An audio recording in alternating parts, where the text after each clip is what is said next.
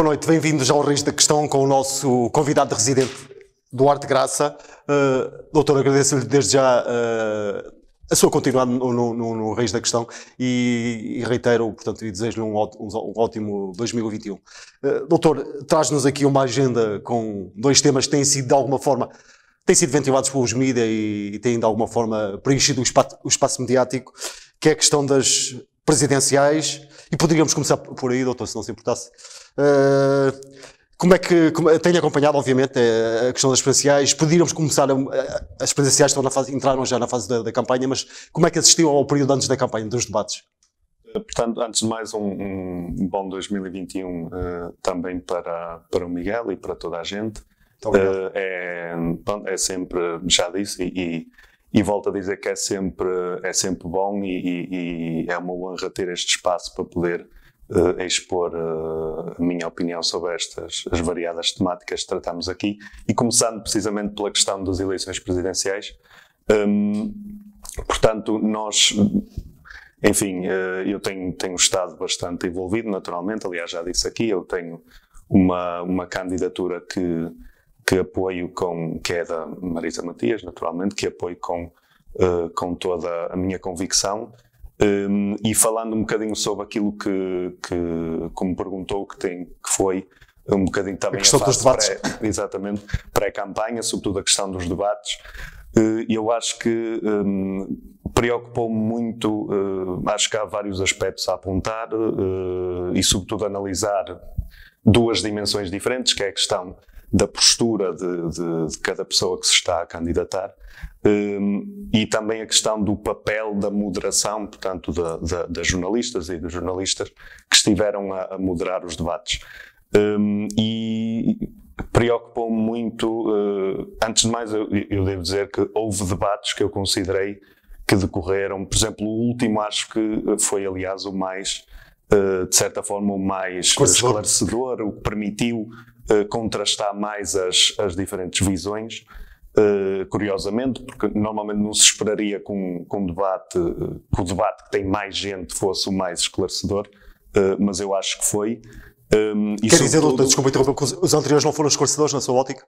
Eu acho que não foram tanto, por várias razões, e tem precisamente a ver com a dimensão da prestação de algumas das pessoas candidatas, e com mesmo aquele que foi o papel da moderação.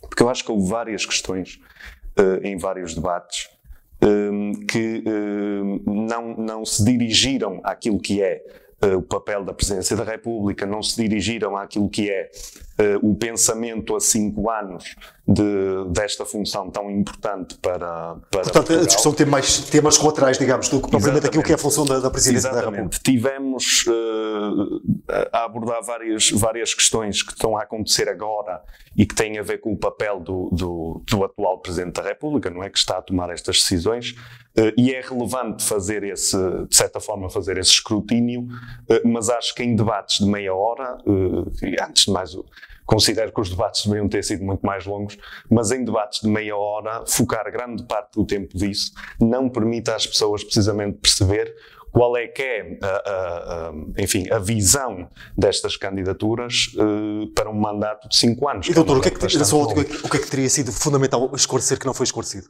Eu acho que teria sido fundamental perceber melhor e contrastar melhor. Aliás, naturalmente há candidaturas que são umas mais próximas das outras, e acho que aí é particularmente importante que do lado das próprias pessoas que estão a moderar o debate, em vez de fazerem perguntas gerais, como por exemplo, quais são o que é que o distingue da candidata ou do candidato, acho que teria sido muito bom haver uma maior preparação e do lado da própria moderação confrontar as candidaturas com as diferenças, com o contraste que existe, porque o papel da moderação não deveria ser apenas pedir às candidaturas para se contrastarem umas com as outras. Porque a moderação também tem um papel em, esclarecer cada uma das candidaturas. Exatamente, esclarecer e, sobretudo, uma questão muito importante.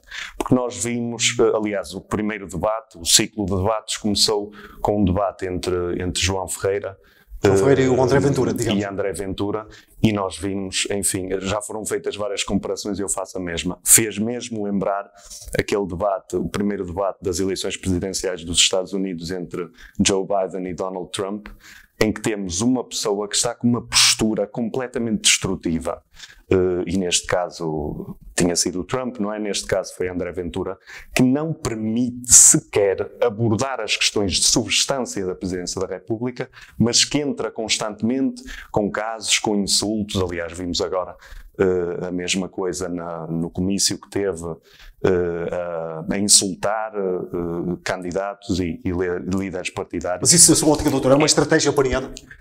Eu acho que qualquer análise de que é uma estratégia não tem sentido, precisamente porque isto sai fora e não sai fora de uma forma saudável. Às vezes enfim, há inovação, digamos, que é positiva e que traz algo de novo mesmo, mas isto não é inovação, isto é sair fora daquilo que é um debate verdadeiramente democrático, um debate que se quer esclarecedor, precisamente, e quando se começa pura e simplesmente a insultar as pessoas daquela forma, quando se interrompe de forma que não permite a outra pessoa terminar o seu raciocínio, eu acho que isso não permite esclarecer ninguém e só traz caos numa altura em que nós precisávamos, mais do que nunca, que estas eleições presidenciais fossem esclarecedoras. E doutor, deixe-me interrompê-lo, desculpe, já que estamos a falar desta agressividade nos debates, e era expectável esta posição, pelo menos, de um dos candidatos? Eu acho que era expectável. Acho que temos visto já, desde que, enfim, que é uma pessoa com exposição pública e envolvida ativamente em política, nós temos visto que a estratégia é sempre, enfim, pôr em causa direitos que não deveriam ser postos em causa. A estratégia é sempre julgar, enfim, entre aspas, o jogo da democracia num campo que não é admissível. É um campo minado, é um campo que só nos leva para discussões completamente incivilizadas. E eu acho que, por exemplo, teria sido papel da moderação não fazer coisas como viu-se no debate entre Ana Gomes e de Marisa Matias, em que houve várias questões sobre André Ventura, em que André Ventura foi uma presença, apesar de não estar ali, foi uma enorme presença nesse debate. Portanto, ele esteve presente mesmo não estando. Exatamente. E isso não veio das candidatas que ali estavam, veio da moderação. E eu acho extremamente problemático quando a própria comunicação social parece que traz um enorme foco à candidatura de André Ventura que não deveria ter. E na sua ótica, doutor, a comunicação social também não está isenta aqui desse papel esclarecedor que o doutor, de alguma forma, considera que deveria ter sido preenchido? Eu acho que tem havido algum papel esclarecedor, mas acho que, aliás, isto vem também da minha convicção profunda que o jornalismo é uma função absolutamente fundamental a uma democracia. Não existe uma democracia sem um jornalismo independente, com direitos. Aliás, e permita-me só também aqui condenar aquilo que foi a perseguição que uma procuradora decidiu fazer a dois jornalistas para tentar descobrir as suas fontes, que é uma coisa completamente inacreditável. Portanto, e acho que faz parte da função do jornalismo, precisamente fiscalizar e escrutinar o poder político, mas de uma forma que permita às pessoas também perceber aquilo que são, enfim, quem cumpre com os valores de uma democracia e com os valores, quem afirma, digamos, os valores de uma democracia e no fundo defende aquilo que são as liberdades e os direitos e as garantias que estão consagrados para todas e para todos nós. André Ventura e o seu partido extravasa esse quadro de valores que... Completamente.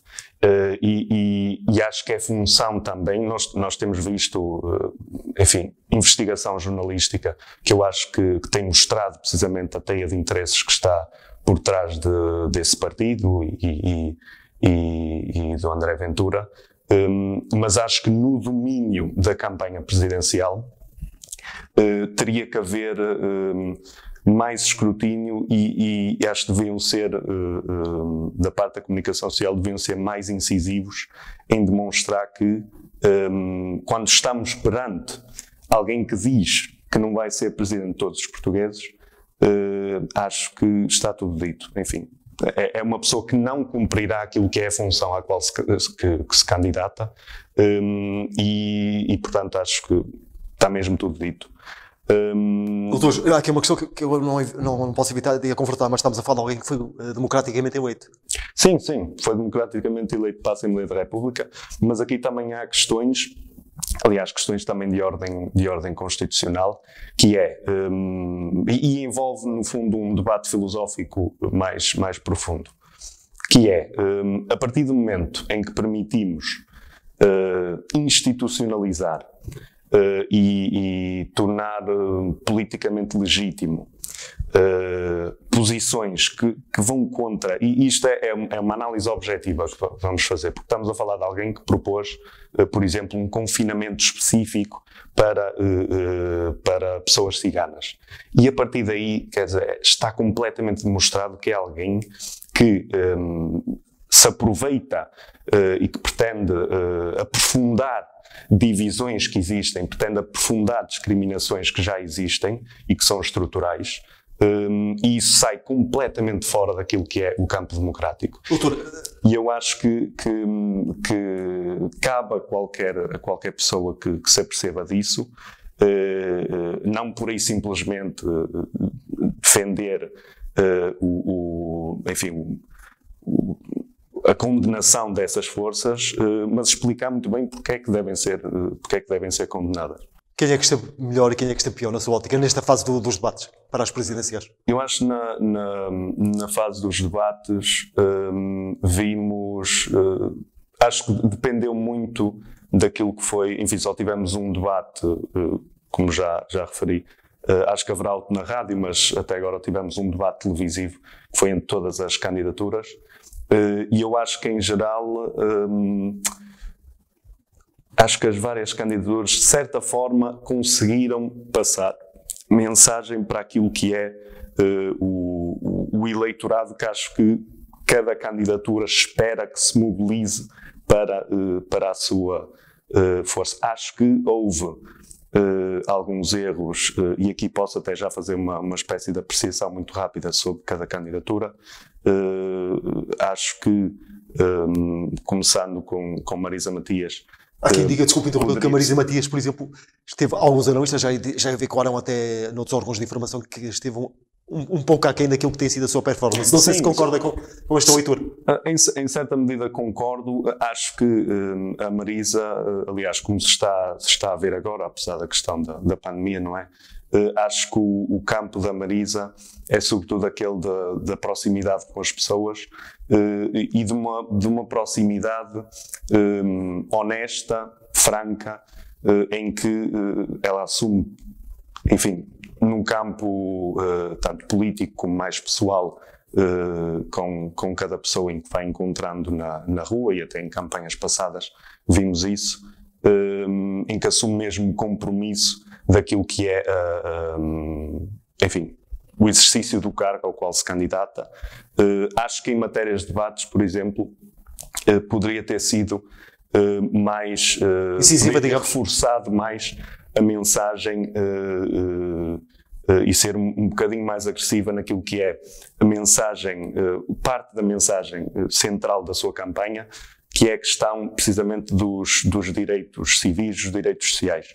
Porque eu acho que é sobretudo aquilo que distingue, por exemplo, em matérias de SNS e de trabalho, e a questão da banca. Acho muito bem que esses sejam temas centrais da campanha,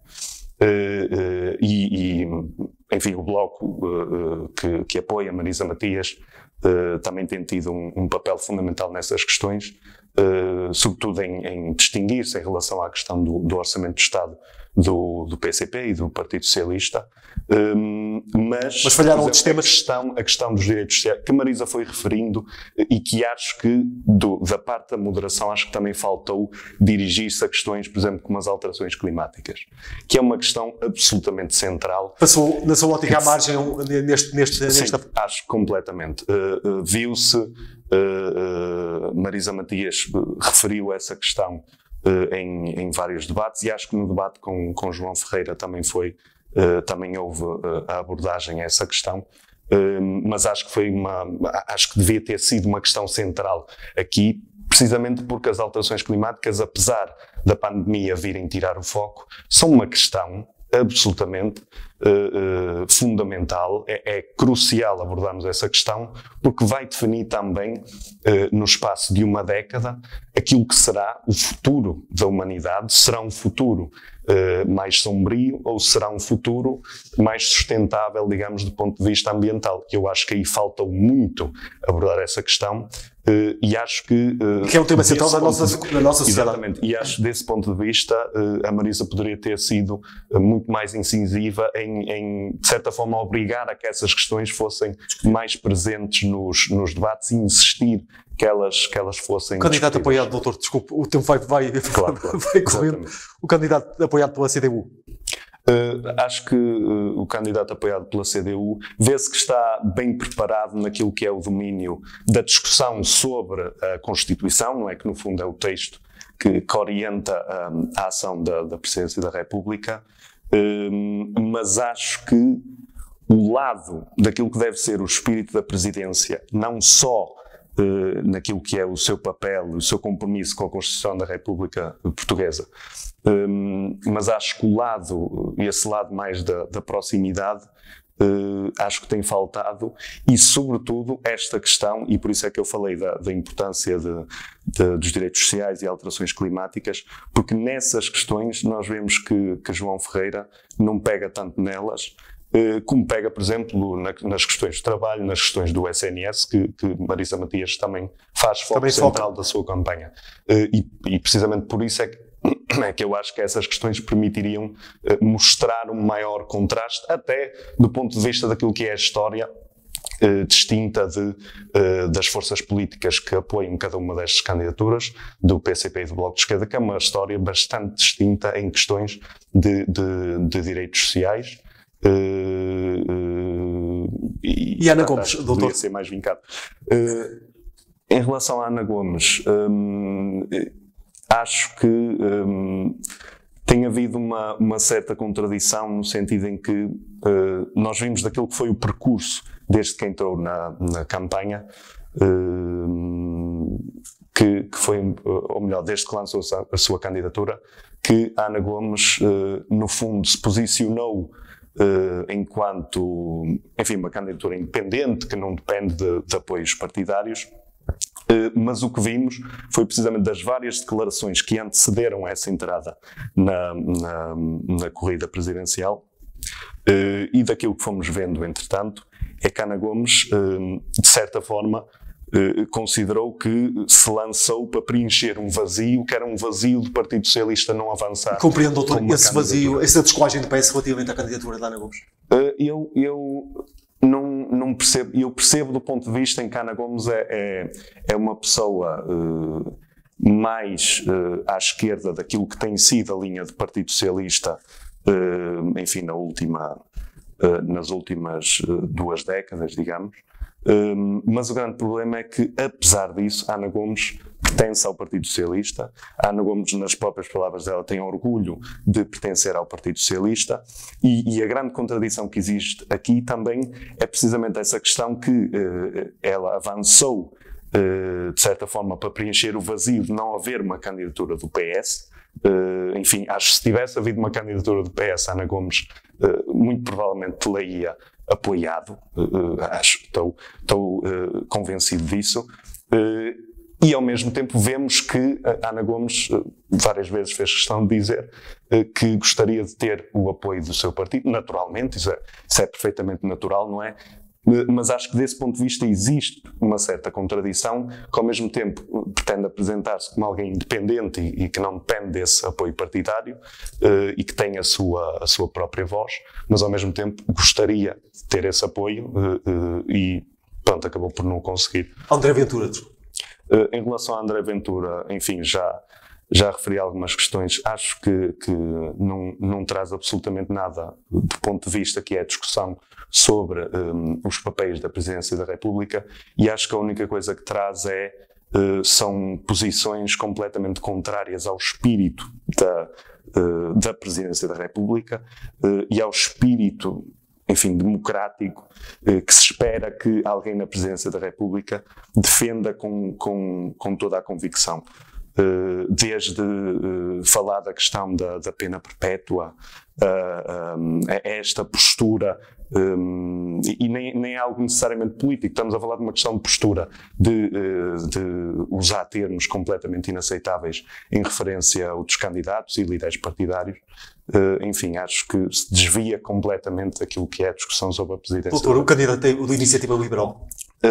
Sobre Tiago Maia Gonçalves, acho que para enfim, aquilo que é o eleitorado da Iniciativa Liberal, para aquilo que é uma corrente no pensamento da sociedade portuguesa, sobre uma visão liberal da sociedade, quer do ponto de vista social, quer do ponto de vista económico, acho que tem feito, enfim, vê-se que é uma pessoa que não está,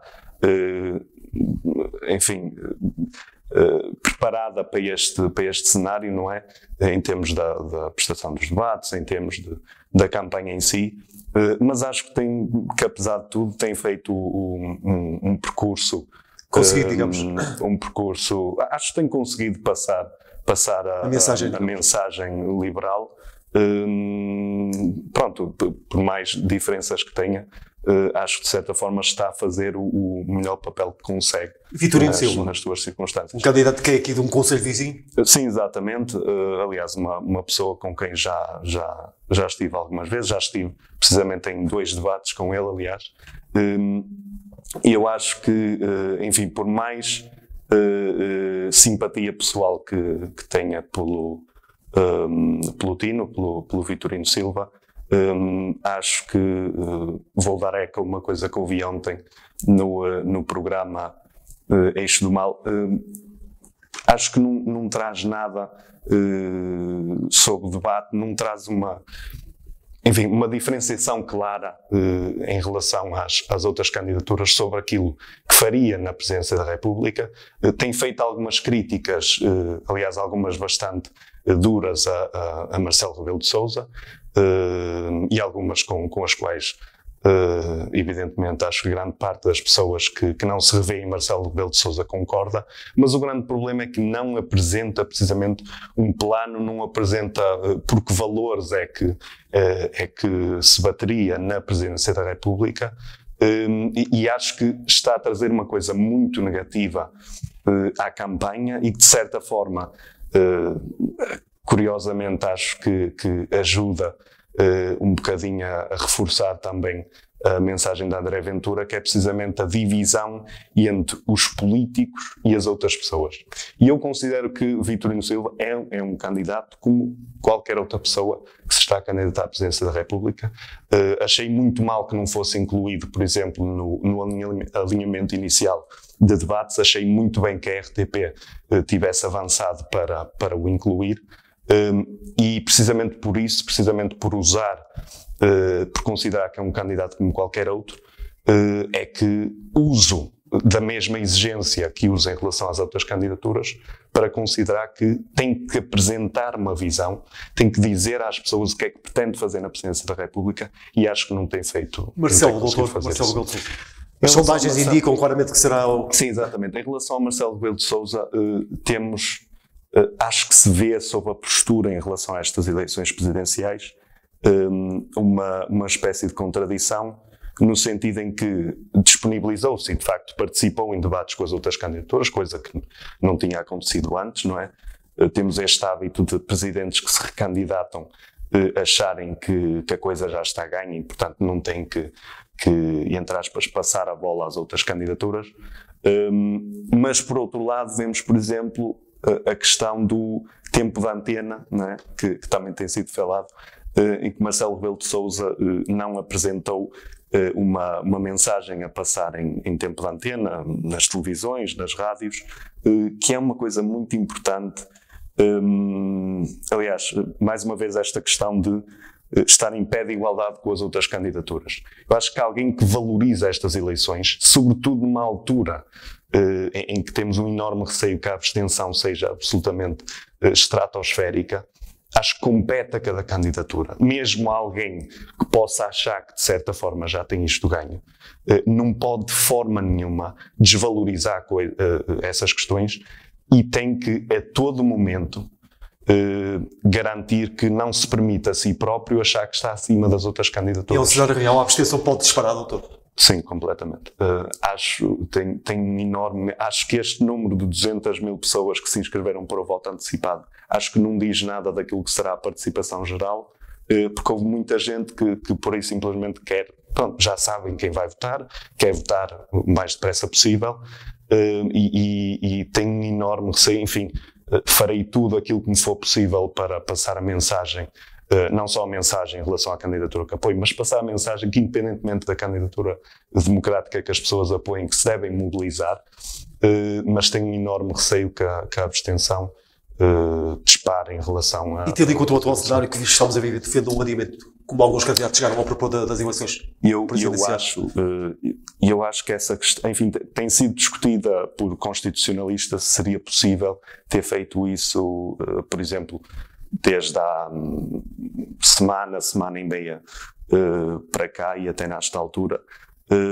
Eu acho, pronto, enfim, como é evidente, não sou constitucionalista, portanto não quero estar aqui a passar a foi iniciada. Exatamente, mas e eu acho que daquilo que vi da Constituição e da lei eleitoral, parece-me que não há um impedimento expresso, ou seja, não está previsto que as eleições possam ser adiadas, a não ser em razão, por exemplo, da morte ou incapacidade de uma das pessoas que se está a candidatar, mas a ausência de vazio legal não quer dizer que a coisa não se possa fazer numa altura em que temos uma enorme emergência como esta. Agora, de qualquer forma, o que é certo é que isto devia ter sido pensado muito antes. De certa forma já se esperava que o confinamento poderia vir a ser possível outra vez, e a verdade é que teria sido possível as eleições serem à partida, por exemplo, a meio de fevereiro. Marcelo Rebelo de Sousa poderia tê-las marcado para meio de fevereiro, e acho que teria sido mais prudente, precisamente considerando que com o Natal e o Ano Novo podia haver uma explosão. Deixa-me pegar precisamente na questão do confinamento e passaríamos já para o segundo tema, que é precisamente o confinamento, e para lhe perguntar se revê de alguma forma nas medidas que entretanto foram anunciadas e que vão ser implementadas logo após o Conselho de Ministros, e que o Primeiro-Ministro veio anunciar. Bem, eu acho que, por exemplo, em relação às medidas de confinamento, acho que vê-se um enorme problema, que é precisamente a falta de preparação. Não houve planificação na sua opinião? Não houve planificação. E eu acho que isso se nota completamente, que o Governo não tomou a iniciativa de certa forma, reorganizar aquilo que é toda a estrutura do Estado, de forma a responder a estas circunstâncias dificílimas. Acho que não se preparou para este novo cenário de confinamento, e isso vê-se, de certa forma, nesta questão da diferença das coisas que vão fechar, dos negócios que estão a fechar, não é? Na questão da cultura, por exemplo, em que anunciam alguns apoios, mas são apoios manifestamente insuficientes. Avulsos, na sua opinião? Sim, completamente. Muita gente vai continuar com enormes dificuldades. Os apoios, por exemplo, a trabalhadores independentes são extremamente apertados em termos de condições, e o apoio em si, o valor que vai ser distribuído, vai ser insuficiente. portanto, nota-se que o governo não se preparou para estas circunstâncias e há aqui uma questão muito importante que eu acho que é preciso falar. Numa altura como estas, em que vamos entrar num segundo confinamento, que o próprio Primeiro-Ministro há uns meses atrás disse que o país não aguentaria, e as palavras voltam para o assombrar. O que seria mais fundamental é que o governo tentasse estar próximo, o mais próximo possível das pessoas, em articulação, por exemplo, com as autarquias, para passar a informação daquilo que são as medidas, daquilo que é a motivação para estas medidas. Isso não está a acontecer, doutor? Isso não está a acontecer. O governo está a depender, aliás, tem dependido sempre daquilo que é a divulgação que a comunicação social faz, e eu acho que faz muito bem, porque lá está, é o papel, não é, da comunicação social, informar as pessoas destas questões o máximo possível, mas acho que o governo está a depender em demasia disso e não está a ter a proximidade que uma altura como estas exige. As pessoas precisam de saber que tem um governo que está efetivamente preocupado com as pessoas e não que está a gerir isto porque, enfim, é a sua obrigação e pronto, gerem como costumam gerir as coisas, sem resolver problemas de fundo e deixando as pessoas, de certa forma, enfim, nos apoios aqui e ali, mas em geral deixando as pessoas na miséria, deixando as pessoas no fundo a pensar porque é que as coisas são assim e não de forma diferente. Mas, doutor, permita-me interromper, mas face à visibilidade que os números e os novos casos estão a atingir, não era expectável ou não que o governo tivesse portanto, que implementar uma decisão como aquela que veio a ser implementada? Sim, atenção, eu acho que a questão do confinamento, acho que se justifica no abstrato. A questão é precisamente como é que é feito.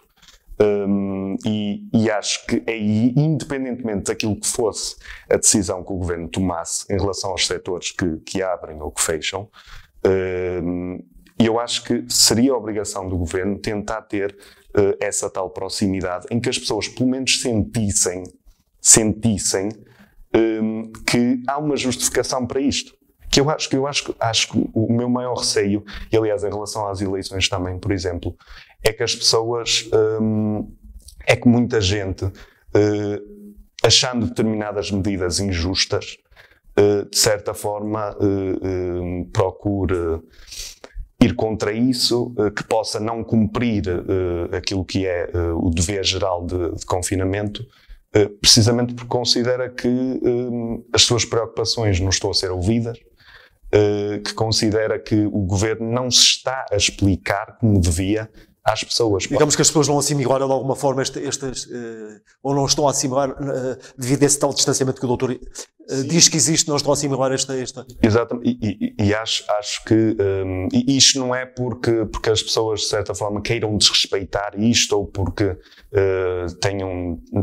em geral tenham desconsideração pelas outras pessoas e pela sociedade. Acho que é mesmo porque sentem que não há instituições públicas que estejam verdadeiramente preocupadas consigo.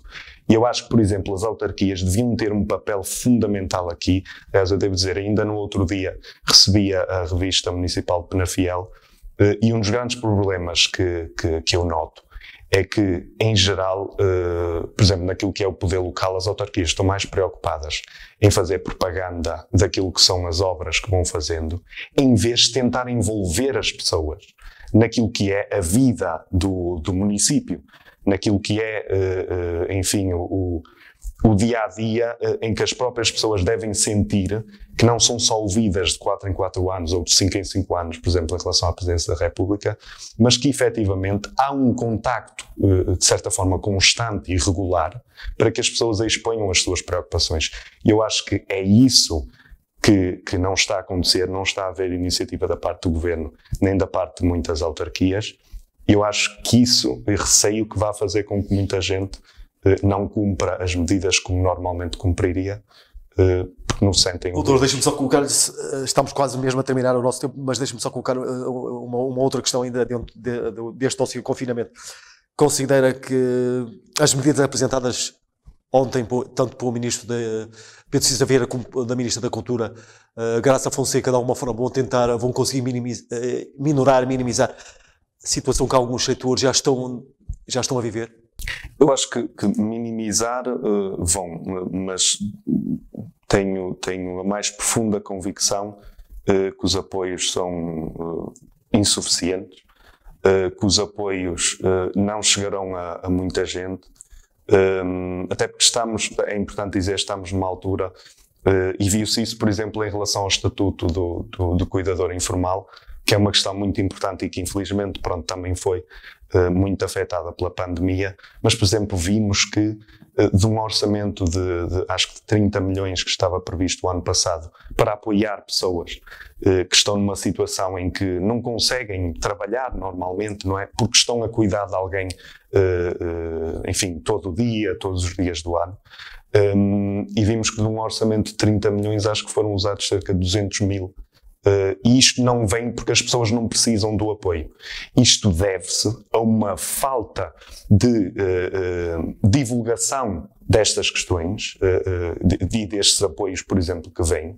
Deve-se a regras extremamente apertadas que não permitem a pessoas, quer dizer, quase como justificadas com o receio que alguém se aproveite. Mas o grande problema é que, e eu acho que, independentemente das considerações que se possa fazer sobre haver uma ou outra pessoa aqui que se estão a aproveitar, e eu acho que cabe ao Governo garantir que toda a gente que esteja numa situação em que precise seja abrangida por estes apoios. E, portanto, as regras não podem ser apertadas.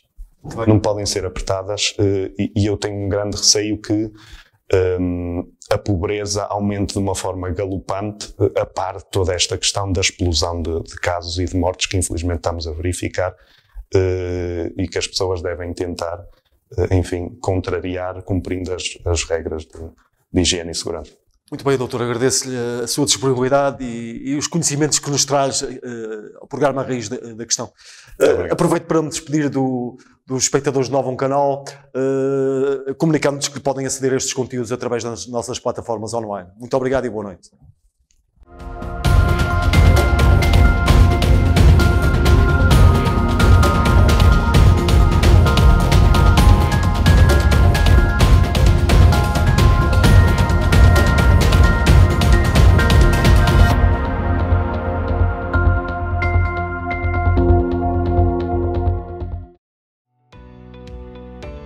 Novo Canal, sempre novo, sempre seu.